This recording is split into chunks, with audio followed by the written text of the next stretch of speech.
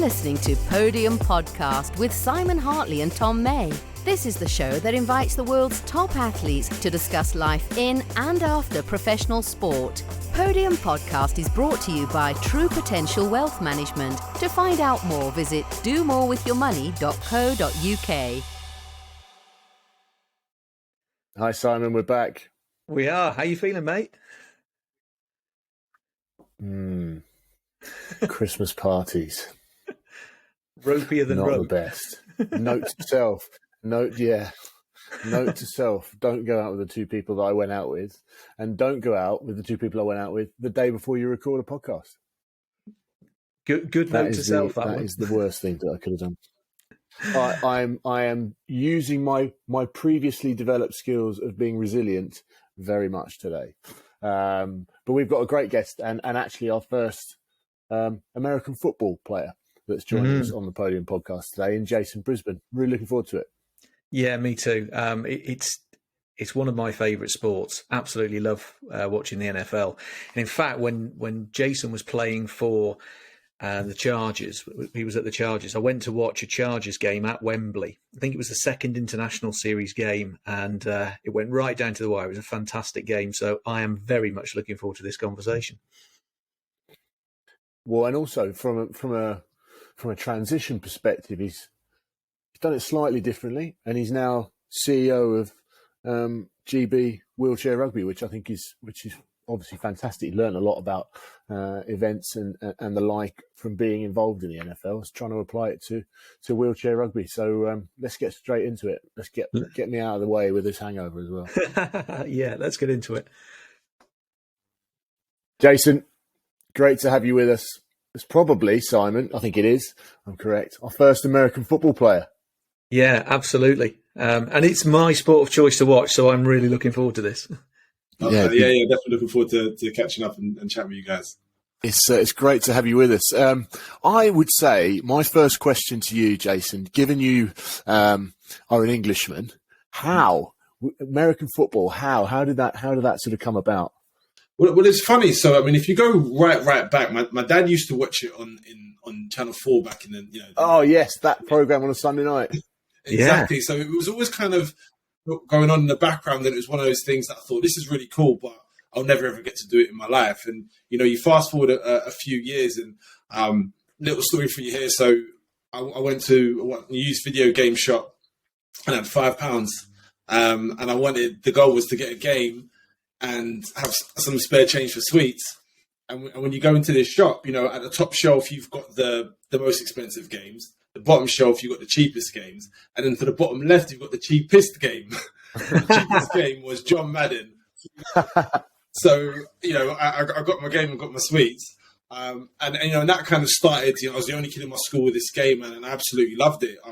But then, Mega Drive grew up and all those things. And then that was it for years. And then when I was in my second year of college, I met someone and he said, hey, I play American football for the London Blitz. I was living in, West London at the time. And I said, you play American football in this country? He said, yeah. I said, wow. I said, well, I'm in. I want to come down to a tryout.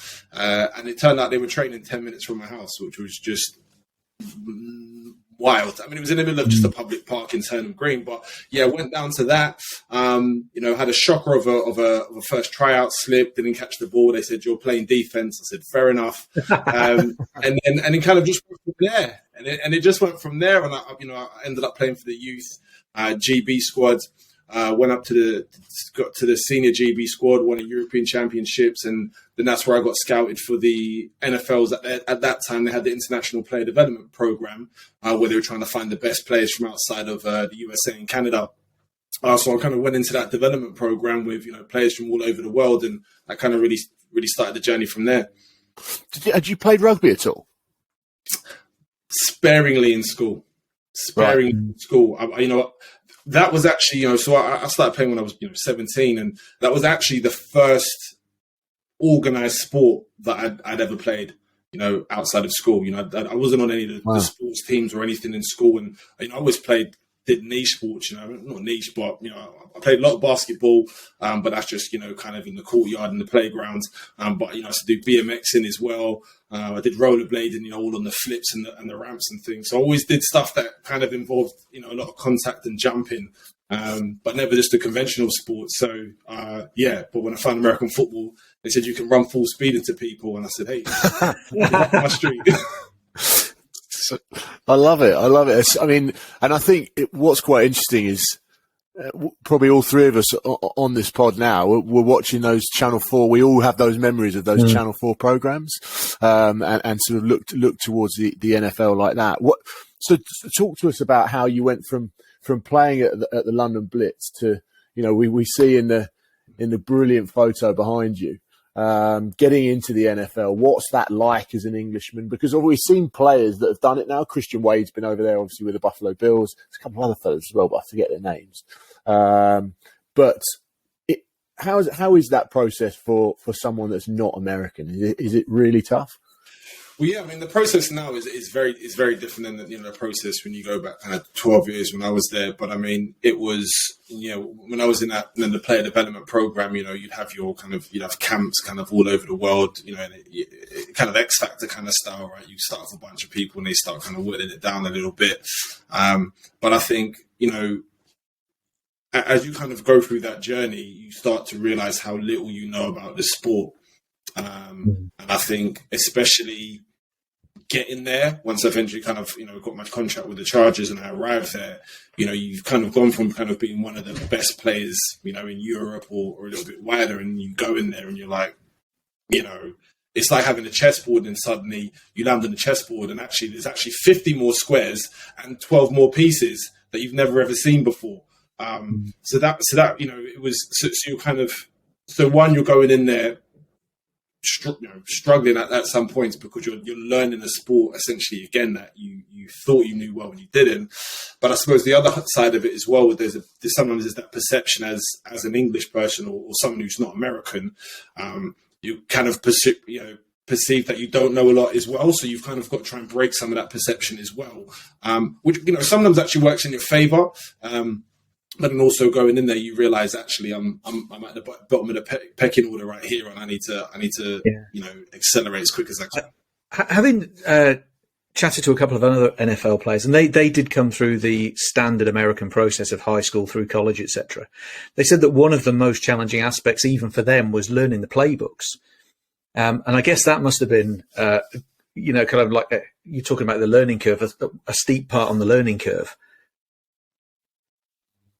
Oh, it's something else. It really is something else. And I think when you go into, kind of what I was saying is you've got the core parts of the sport, which you can get and you can learn, but then there's just a different level there in terms of, the sheer volume that you've got to learn as well. When you also kind of combine that with how competitive is it, especially during training camps. So you're physically getting beaten up. You're practicing twice a day, 6 days a week. You're competing with people who are trying to get jobs, but then you're also trying to learn. And you're also trying to correct your mistakes from yesterday. It just, you get into an environment where it's, some people say, oh, is it like the army and they break you down and they build you up? And it's like, well, no, it's not like that. If you go down, there's 90 other guys there in camp. So that environment, I would say that first camp environment, is I would always say is one of the most physically and emotionally demanding things I've ever done in my entire life, because it's just, there's nothing else out there like that. What's the playbook actually like? Is it just full detail? Do you know what I've got to actually show you one actually. Oh yes. They're all now on surface pads, but that's the old Chargers paper. That is. But yeah, so it's all color coded with all the different zone schemes, alignments, philosophies, goals, short yards, spread offenses, everything. So I mean, it's all set up. I mean, American football camp is really, heavily structured and regimented. They'll know, they'll have different elements of that they'll want to install every single day. So, hey, tomorrow, we're going to do these 10 fronts, these 10, whatever. But then the killer thing is as you start learning more of those, then you've just got to try and bank those. You've got to try and bank those as more start coming in. So it's massively strategic game. And you need to, you can't just get by an athletic ability, because everybody's a good athlete. So actually being able to understand your role, your assignment, and also your teammates' assignments, where everybody's going to be, is the key to success in that game. We hope you don't mind us interrupting this episode with a very brief shout out to our partners at the Podium Podcast, True Potential Wealth Management. At True Potential Wealth Management, their mission is to help you do more with your money. Expert financial advice, innovative investments, and leading technology are all designed to put you in control and help you achieve your financial goals. To find out more about their specialist advice, investment opportunities, and pension services, visit domorewithyourmoney.co.uk. That's domorewithyourmoney.co.uk. With investing, your capital is at risk. True Potential Wealth Management LLP is authorised and regulated by the Financial Conduct Authority. Thanks for listening. Now, let's get you back to this week's show. It's quite interesting, the level of detail that you have to go to with those playbooks, because I think if I compare it to the sport that I used to play in terms of rugby, yes, you would change calls, or I would literally have no idea what the forwards were talking about with line-out calls, and that level of detail for me was like a lot. Mm-hmm. But when I see that playbook there, that's like off the charts. Do you have like if you've got a role that you're set to be playing within one play, if something happens in front of you, do you have to react to that and then go to another part of the playbook? Exactly that. So within every single set play, and I think it's, especially from a defensive standpoint, because there's that the reaction element of it, right? So you'll come out and say, hey, when they come out, we'll come out in this formation, we'll come out in, I don't know, like an under front cover 2, right? And then if they come out in what we're expecting, we sit in that. If they shift the trips, we're going to do that. If they shift to quads, we'll do that. If they shift out something else, we'll go to that. And so you've got to have all these, all these additional plays to shift in and alignments to shift in, so you can counteract what they're doing. And then that's where, obviously the communication for your teammates is so important, because, everybody's got to know what everybody else is doing. So it's just, and, that's why they always say it's a bit of a game of chess. You're going to do one thing, I'm going to try and react. And then if you do something, I need to have the answer to be able to react. And if I don't, and what one of kind of my old coaches always said, if you ever watch an NFL game, it's a comedy of errors sometimes, because you'll see it's people trying to win that chess game, and suddenly you get to a point where you've gone to that alignment or that position where the other team didn't quite get it. Bosh, that's when you see that big 80-yard, 70-yard, touchdown happen, because they've, a lot of the time they've been able to call that right play at the right time. Mm-hmm. Yeah. Simon, in your experience, are there many other sports that have as much detail as NFL? I haven't found many. I mean, like you said, there are teams that have strategy, sports that have strategies and game plans, all that sort of stuff. A lot of them are probably more fluid. And this is one of the things that I think American football, what differentiates American football is it's not as fluid a sport as many. It's play by play by play. And that therefore allows you to create and use more structure and more strategy, I think. The very fact that you've got to essentially kind of digest all of this, because you can't do that much thinking in the moment when you're on the field. You guys know that because you play pro sport. So you've got to do as much of the thinking as possible out of the moment. And that makes the sort of the workload higher, I think, in terms of your preparation. You've got to do it before you get there, or else, that moment of you trying to think, what are we switching to now? In that moment, you're already a second behind, and this is a game of split seconds, so you can't afford to be a second behind. So you've got to take all of the thinking out of the moment, and like I said, I just think that ramps up the workload. One of my questions, actually, because that team that you were part of, the squad that you were part of at the Charger, had some absolute superstars in it. Antonio Gates, LT.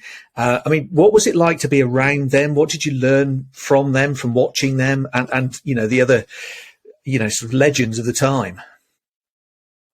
Oh, yeah. That was an absolutely incredible team. So, Philip Rivers on there, Sean Merriman, Darren Sproles, like some absolutely incredible players. And I mean, I think initially it was, I had an experience with Daniel Thompson. I had him one-on-one. This was like really, really early in camp, and he ran up to me and he did this just incredible kind of jump cut where he jumps about 3 foot in the air. His knees come up as high as his head, and he just goes, "Papa," and he was just gone. He was gone. I was just, I don't even know what to do. But what it can do when you're up against athletes like that, I think the great thing around it is you learn how to play against these guys, but also what you start learning is the importance of film review. So actually, as you start to understand the tendencies of players, the tendencies of what they do, you can suddenly kind of shorten that gap. But I think one thing I always caught from some of those top players was just the intensity with how they played and the intensity of the emotion that they display at game time. You just saw how much they wanted it, how much they wanted to win, how much, they asked for their teammates from them, especially those, really elite, those top level pro bowler players. Those are the guys that they're going to ask loads from you, but you know exactly what you're going to get from them as well. And that, we always saw the difference between those kind of players, just the demand that they had, not just on themselves, but on their teammates as well. I think what's really cool when, looking forward to this podcast, sort of reading about you, the amount of American football you can play around the globe. I've read a book once called Playing for Pizza. Yeah.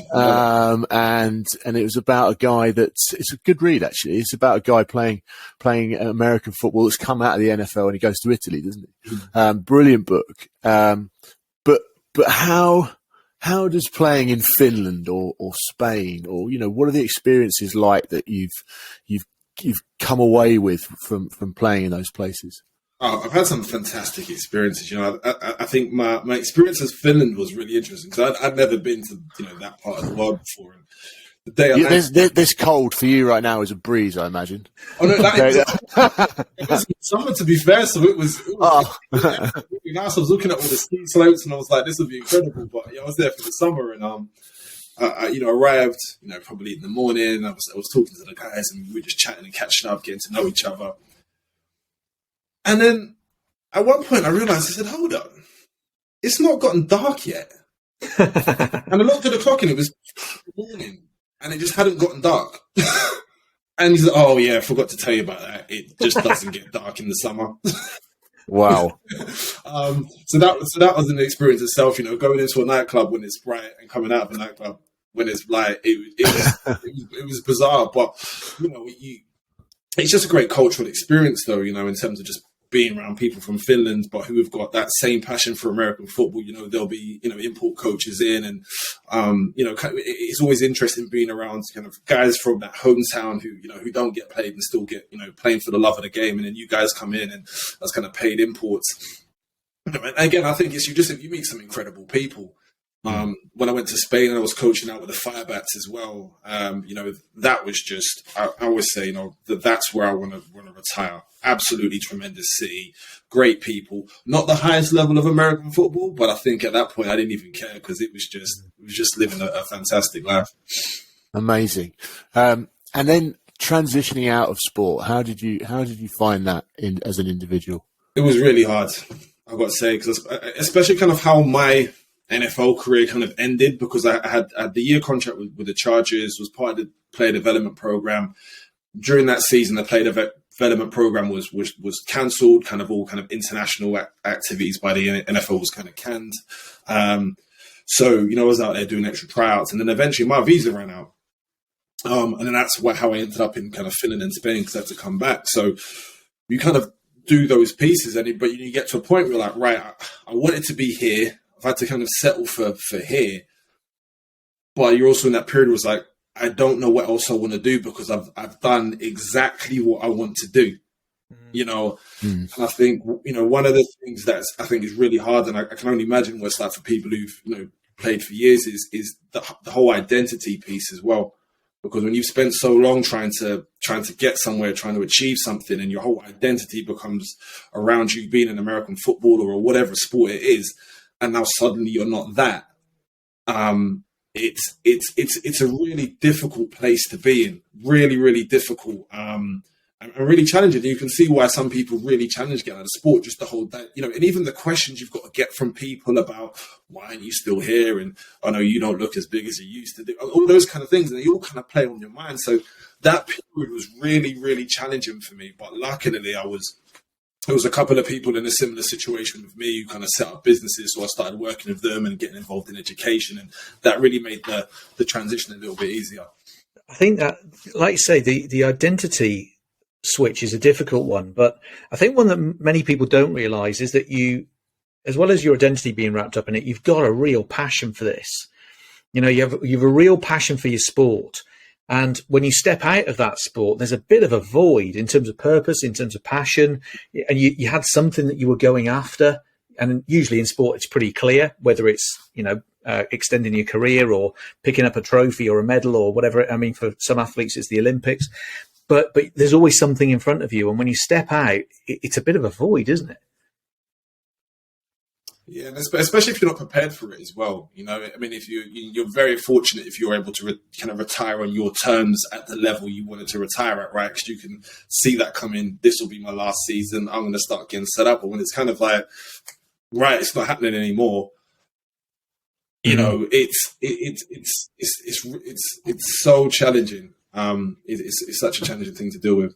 Do American football players, because of the shortness of the playing careers, because the lifespan of a running back, for example, they've got about 4 weeks, don't they? They're just like take an absolute pain pasting. That's about 3 years. So almost you have to start preparing for life after sport, but do they still? Well, I suppose that's the one good thing about the collegiate system, in States as well, right? And I said myself during that period, I was at university studying as well, and I was kind of thinking about, well, what if I don't make it? What I want to do? And I kind of hung my hat a little bit on, potentially going into teaching and education. So kind of in the back of my head, I was like, this is what I'll do if I don't make it. But then I kind of did make it, and then it didn't last as long. But then I wasn't really prepared to go back into that. But at least having that there, I think that at least gives you something to fall back on. And people always talk about, oh, don't have a plan B because you won't get your plan A and things like that. But it's like actually having that kind of education background there, for you can say, actually, I can do something with this, is at least kind of gives you options. Sanity check, isn't it? Yeah. I had a really interesting conversation recently with one of the heads of education at Crystal Palace. And it's quite interesting because I think the majority of us talk about plan A and plan B. Actually, he's reframed it. So he's come from a sort of teaching background, and they now at Crystal Palace just call it part of the plan. Mm-hmm. So whether you make it or you don't make it, whether you make it for 2 years and then you leave or whatever it might be, it's all part of the plan. And I thought it was a really interesting way to frame it, because actually you can imagine younger guys in the academy be able to deal with putting together the plan rather than going, I'm going to be a Crystal Palace footballer and anything else outside of that is not what I want to be doing. It's almost like plan B isn't. It's the sort of it's like the ugly duckling. You don't want to do it. It's want to steer away from it. No, I think that's a fantastic way to frame it as well. And I saw that firsthand. I was teaching on the academy at Bolton Wanderers as well, and so kind of been in a similar situation when you say like, I don't really want to be doing these other things because I want to focus on this. But yeah, again, you do have the capacity as well, I think, to do two things at the same time, which are conflicting because of the amount of days in the week. But I think that's a great way of framing it, because again, it's just a case of saying you want to prepare yourself as well as you can for life in sport, and then you also want to prepare yourself for life out of it in a playing capacity. So that those two things work quite well in hand. And I think if young people are able to get their heads around that concept, I think maybe it enables that kind of transition a lot easier, because you've prepared for it in a way, rather than saying, "Oh, I've just got to do this just because I have to." So yeah, definitely must congratulate for that. So having had that eye on education, you've now got a role as a CEO. So first off, how did that come about? But also, I'm really keen to know. So you spent time with the Chargers and the NFL. What did you learn from them as organisations that now help you as a CEO? Well, I suppose it depends on which end you go as well, right? Because I see my role before this was with the NFL as well. But I think if you talk about most kind of recent role in kind of head of community development, I think you know, no one does events like the NFL. You know, no one puts on, you know, Super Bowl, one of, you know, biggest shows in the world. And I think when you get to see how things can be done with tons of resource, and actually how things, you know, can be made to look really well, I think that's one thing I've been able to bring into this, that kind of way of looking things from a more kind of marketing lens, from a, you know, event delivery lens, actually, you know, knowing what excellent looks like, and then able to scale down and say, well, actually, we haven't got all that resource. We still know the couple of things that we can put in now actually make a really, really big difference. And again, a lot of time you don't need to spend loads and loads of money all the time to make something look great. You just, you know, for example, you put a few flags in the corner, you football banners there, and suddenly a room looks 10 times better. So I think it was being able to see what it looks like at the very top level allows you just to kind of scale back and adjust from that.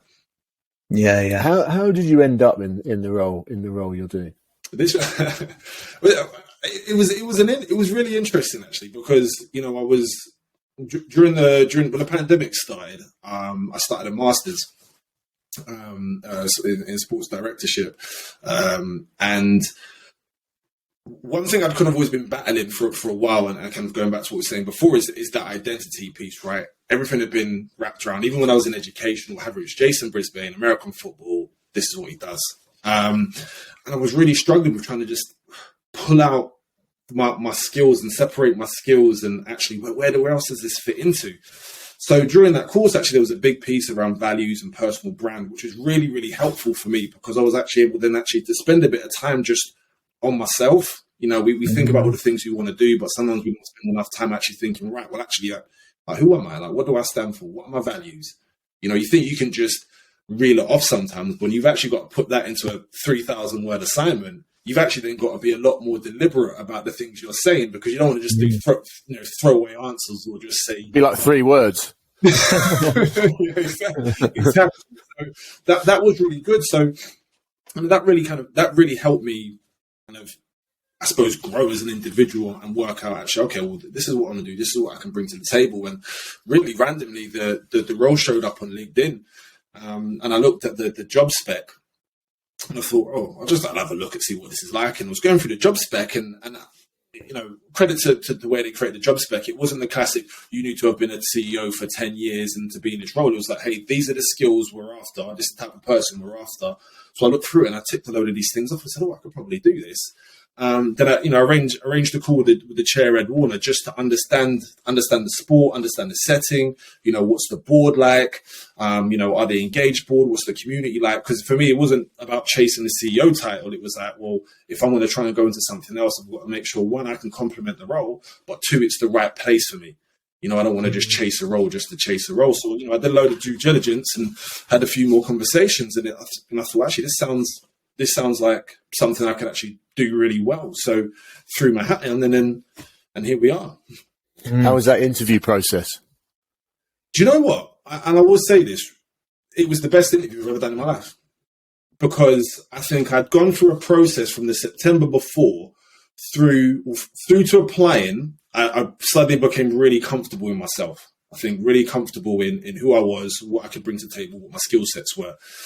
And I spent a lot of time researching the organisation before doing my cover letter and going through that process as well. So I got a really good grasp of the organisation. So by the time I got to the final interview, I felt I was just really comfortable, you know, and they were asking difficult questions and all that, but I'd kind of gone in comfortable to say, well, hey, this is what I have, this is what I do, this is what I think of the business, this is what I think I can bring to it. So there wasn't any difficult questions, and I did loads of scenarios and things like this. And it's probably the most prepared I've ever been for an interview as well, because I've had some absolute stinkers in my but all relate to those where I wasn't prepared. I wasn't prepared, and I was trying to put on, perhaps trying to be someone else as well, put on what I think the interviewer wanted to see as well. So yeah, it was, sometimes I say this and I don't always necessarily think it's helpful for people to hear, because I say, no, it was great. I was really well prepared and I was really comfortable in myself. But I actually think that's the key to having a really great interview. Be comfortable in yourself, and also be honest with yourself that, you're also interviewing them as well. Do you want to work with these people that are across from you as well? I've always thought of that process as making sure you find a good fit. It's right for you and it's right for them. And yeah, I think if you think that that's the that's the end that you're trying to achieve, you're not trying to sell yourself to them. You're trying to make sure this works for both of you, and it's going to be a good future. The role, actually, I mean, many CEOs, I suspect, will appreciate this. You're fighting quite a few battles, or fighting battles on quite a few fronts, aren't you? Because in your current role, you've got participation, you've got the GB performance squad, you've got growing the game, probably the marketing, the sponsorship. There's a lot of things that you're probably driving towards, I'm guessing. Yeah. There's, and I think that's the kind of biggest. I've always been used to doing a lot within a set department, always trying to push the boundaries of how we do more. But, when you get into that CEO role, there's just, everything is your business, everything, and regardless of how much you like it or not, the outcomes that happen within those different functions ultimately all come back on you. But yeah, specifically in this as well, I started in July and walked into a gold medal as well at Tokyo. So it's kind of, already the expectations are massively high as well, of people to maintain that as well, grow the sport, everything that comes with that. So it's a good problem to have, but it's a lot of problems. Absolutely. I recently watched the wheelchair in the Rugby League World Cup. Yeah. The wheelchair rugby there. I thought it was outstanding. It was fantastic. I mean, they absolutely smash each other. It's crazy. Like I was watching it with my son Oscar, and we were just like, it's bonkers. Like their ability to move and like the pace that they can generate it's almost like I can't see how that can happen. It's crazy. It's a different level. I said, you see, and if you see, I mean, I was at the final for that. It was, it was a 10 out of 10 event. But I think when you see the Paralympic version in action as well. And, you've got people with spinal injuries playing, and they're tearing around and they're causing issues for people that are far more, able or, functional than them. It's like, it is something else. And, our chairs have got, big, basically battering rams, if you want to call them that as well. So if you like contact in that, you'll absolutely love it in the para version. Have you had a go in one of the chairs? I have not very long, because I was embarrassed at how terrible I was. I could go forward, go backwards, but then I couldn't really work out how to turn and go. And then also, like going the other. It's like doing that, isn't it? It's like it's all a bit back to front. When I worked with the English Institute of Sport, they used to send us out to have the experience that the athlete would have. So we went rowing one day, and one day we played wheelchair basketball. And I came out of, I thought, how on earth do you play this sport if you haven't got at least 3 arms, probably 4, and 3 pairs or 2 pairs of arms and legs? You just can't do it. I mean, it's like you need to be an octopus to play this game. It's ridiculous. As I said, I think not enough credit is given to kind of wheelchair athletes in general, actually, especially those involved in ball sports.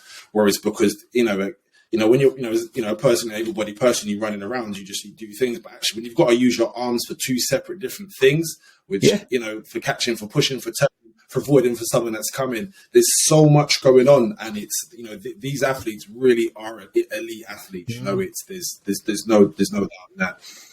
Yeah, I'm really passionate about this whole sporting transition piece, and I think athletes with disabilities have got so much to bring to the workplace. I think it'd be really interesting to sort of hear your thoughts on that. I personally think, having chatted to a couple of them, that they've almost got more to bring than able-bodied athletes. Well, yeah, because if you think as someone who's able-bodied and not taking away from anyone who's had struggles or anything like that, right? But it's when you've got to learn how to live in the world you live in a completely different way, and most of this world isn't set up for people in chairs or with disabilities, right? This world's designed for people, for fully functional people, right?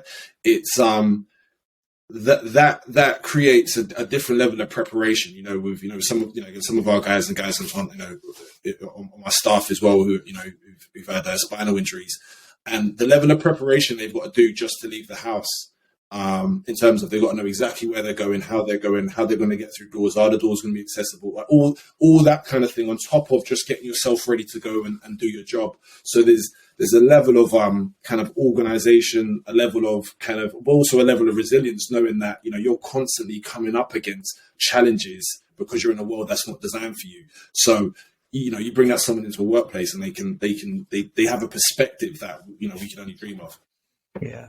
I can remember navigating around the London Underground, whilst pushing somebody in a wheelchair, and I didn't realise that for a man out of Yorkshire, mate, you're going to struggle. but not every station is accessible, so you have to find the stations that are, and kind of reroute yourself, navigate yourself in a completely different way than you would if you can just walk up a set of steps.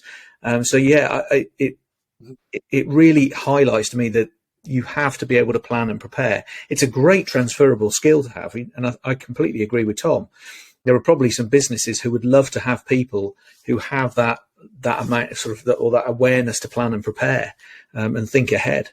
Last one from because there's a perception, right, that if you hire someone who's got a serious disability or is a chair user, there's all these different things you're going to have to suddenly take care of within the business, and it's going to cost you loads. Sometimes there's that perception, but I think actually employees have a duty of just asking the question, because actually if you think that person's the right person, then ask the question, what do they need? Because actually it's not a one size fits all set up as well. So I think definitely employees definitely need to be more open about it. Yeah. The other one I want to ask you, so you guys had a World Championships back in the autumn, which probably didn't go the way that you wanted them to in terms of where you finished. But what do you learn from that? Because you've got Europeans coming up next summer, I think.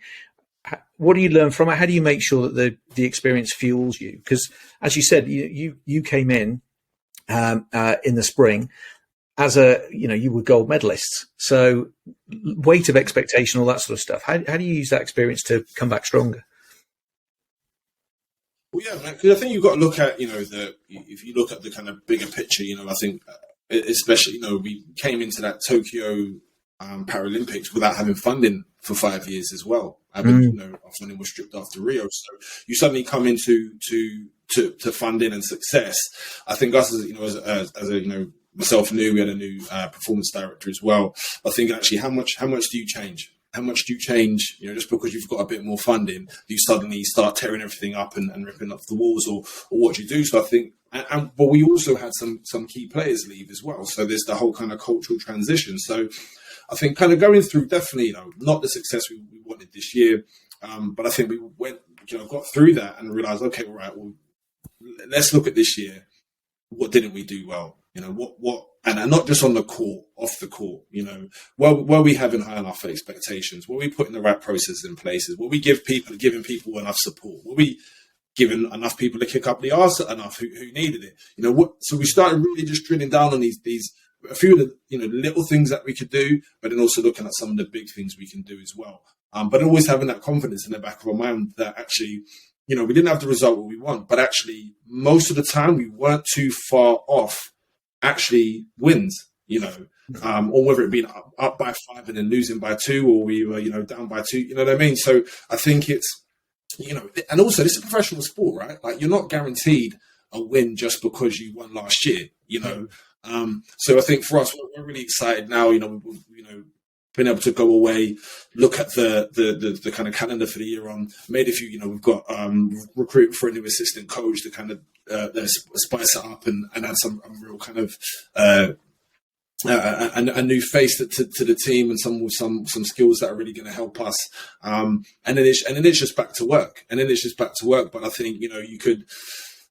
There's two approaches when you have a really bad performance in a year, right? I mean, you look what's happened with, the RFU and the WRU, right? You can say, let's just clean house and let's start again. Or you can say, actually look at yourself, especially as a leadership team, right? What could have we done a bit better, right? Because you can't always just put it on one person's head, although sport loves to do that. You've actually got to look at the whole picture, and that's what we've done. So, yeah, well, if we chat this time next year, the results will have spoken for themselves, hopefully.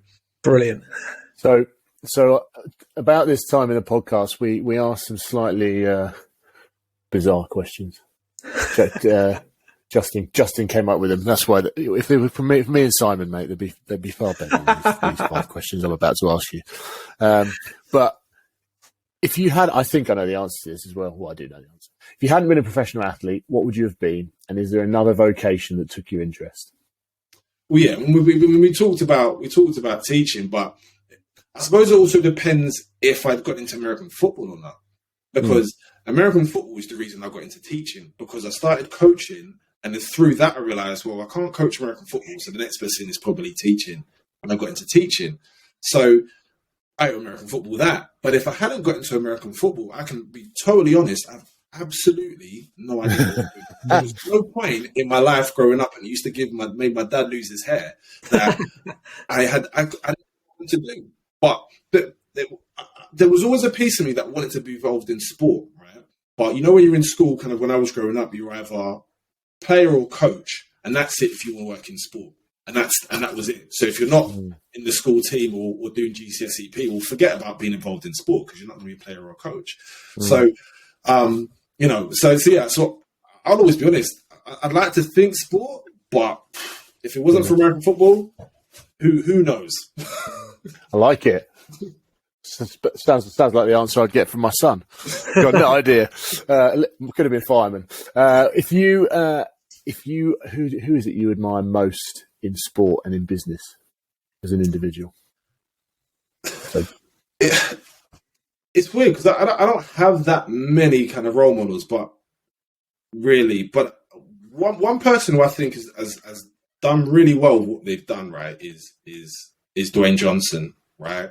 Just in terms of what he's been able to do with his brand as an individual, coming out of WWE, becoming looking like a bit of a regular Joe, doing, the Fairy Dad film, doing all these really weird films and all that, but then actually then reinventing himself, becoming an absolute beast, going back to doing what exactly he does and then creating all these brands. It's kind of, when I look at that, it's like, you just look at his journey and thought, well, when he was The Rock, he was The Rock, right? But then he had that period where he wasn't, and he's kind of gone back to what he knew he was. And I think it's just a really powerful message about actually just being honest about yourself, about who you are, who you want to be, and what you want to do with that, and then just going after it. Like it. If you've got some funds to invest, what would you invest it in? I'd invest it in storage. It. We need some of that in our house. So, there's more and more stuff, right? So I'd actually like if I could build a storage facility and then just do some cool stuff within it as well, make it slightly different, have some rooms where you can, do podcasts or things like that. So, but just I think storage is everyone needs it, right? Especially in London. If you could watch one film for the rest of your life, what would it be? Embarrassingly, whenever anyone asks me this question, the first film that comes to head is Predator. Oh, wow. We haven't had that one.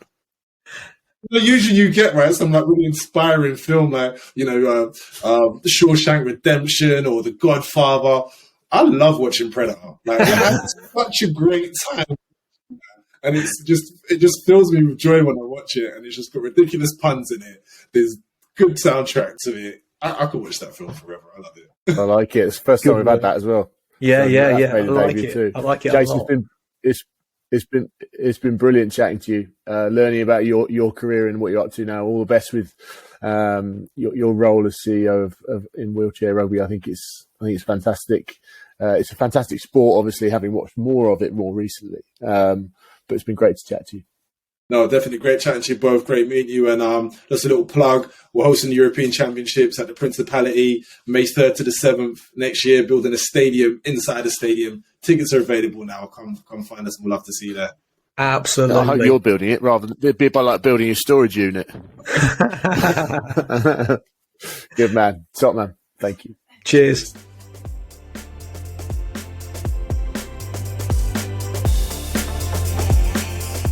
You're listening to Podium Podcast with Simon Hartley and Tom May. This is the show that invites the world's top athletes to discuss life in and after professional sport. Podium Podcast is brought to you by True Potential Wealth Management. To find out more, visit domorewithyourmoney.co.uk.